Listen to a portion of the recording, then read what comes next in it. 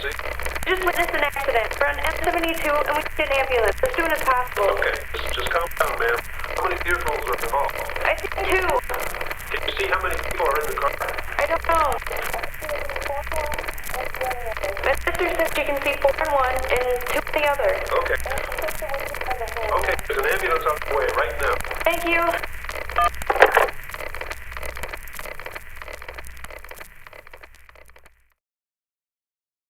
I had received a call around 11:35 at night on September 12, 2009. And this girl started to talk to me like she had just been stung by 1,000 bees. She was so scared. After I had seen the accident, I was so frightened. There was fire and glass everywhere. I turned my head at the exact moment it happened. It was so fast. I didn't know who was involved or what was the cause. All I knew was that they needed an ambulance right away. Through my 14 years experience as an officer, frankly, I was wondering what it looked like. What was going through their heads when they were watching people in front of them die? I could tell you right now, it was not a good feeling. This man had answered the phone, and I was relieved. This would be the absolute worst time for an answering machine to pick up. I highly doubt it would happen, but still. I was scared. My mind is blank. I couldn't tell if I was giving this man information or just a bunch of muttered words. I asked the appropriate questions, and she answered them straightforward. And I found out that there was also another person with her. I was the one driving the car, and I was noticing things way before it happened. I thought they were trying to pick something up off the ground or something that wasn't so major. I was distracting her, which wasn't a good idea because she was a horrible driver. Once I asked them how many people were in the cars, her sister started to count. I started counting the second that Jane started dialing. Once they told me that a person was thrown, I thought, oh, a person didn't wear seatbelts, go figure. But that wasn't the case.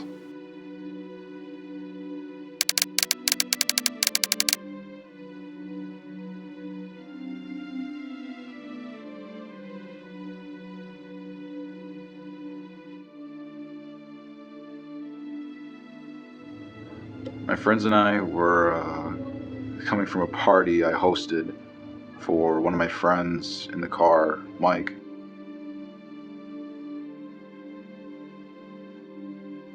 It was a welcome back party.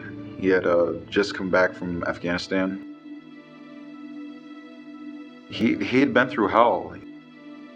Just gunfights, ambushes. He was a POW for some time. But he couldn't live through a simple car accident. This was the last picture of all of us together. We left the party around 11:20 at night. And I am the only person from that car to survive the crash.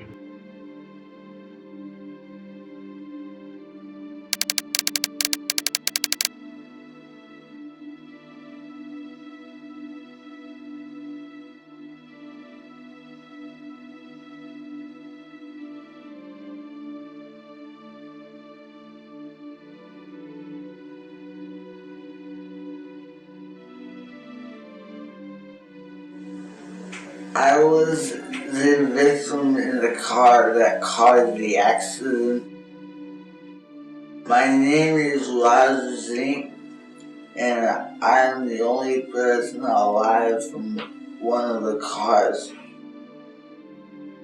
I was 13 when it happened, and I was pronounced dead at the scene several times.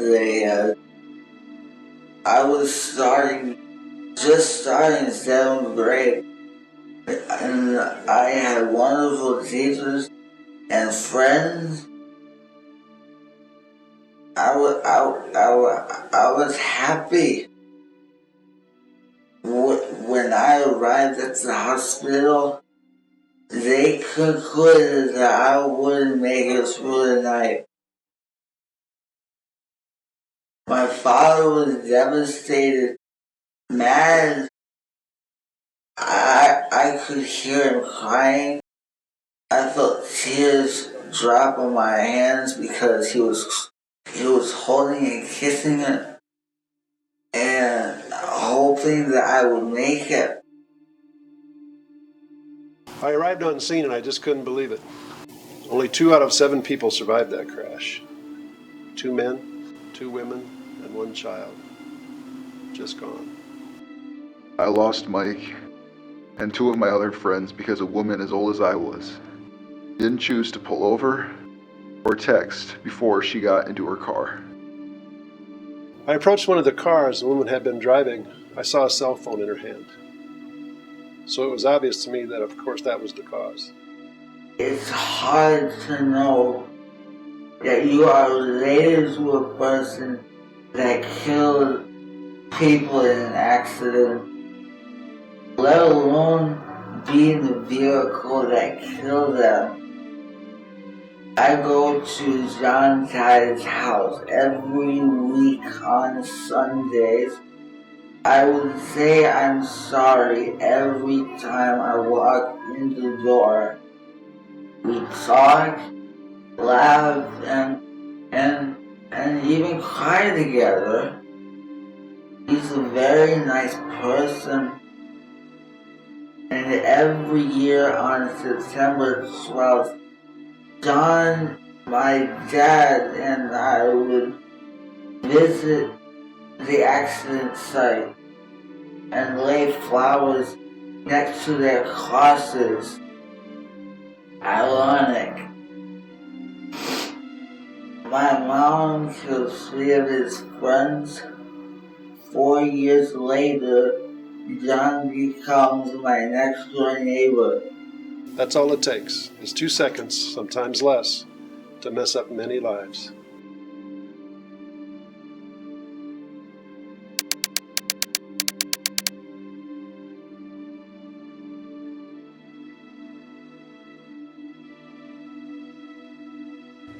I lost 3 of my friends, my best friends.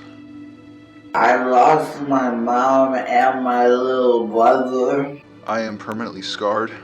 I am permanently disfigured. I was 25. I was 13. My friend Mike was dead when he was laying in my lap. My name is John Tide. My name is Zink. And I am a victim of a car accident caused by a normal person on their way home, texting while driving. And my mom killed 7 people because of 4 words.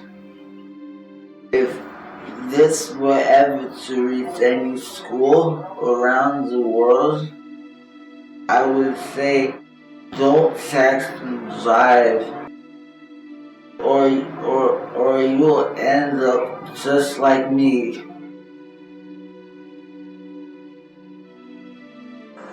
The regret that my mom was texting my dad, telling him that we were on our way home. She had swerved the car's line and caused the accident. My brother was in the back. I was in the passenger seat up front, and I was ejected on impact.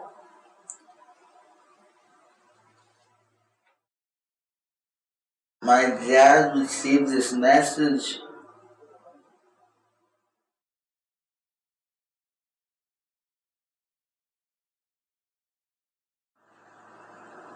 I miss my mom and my little brother.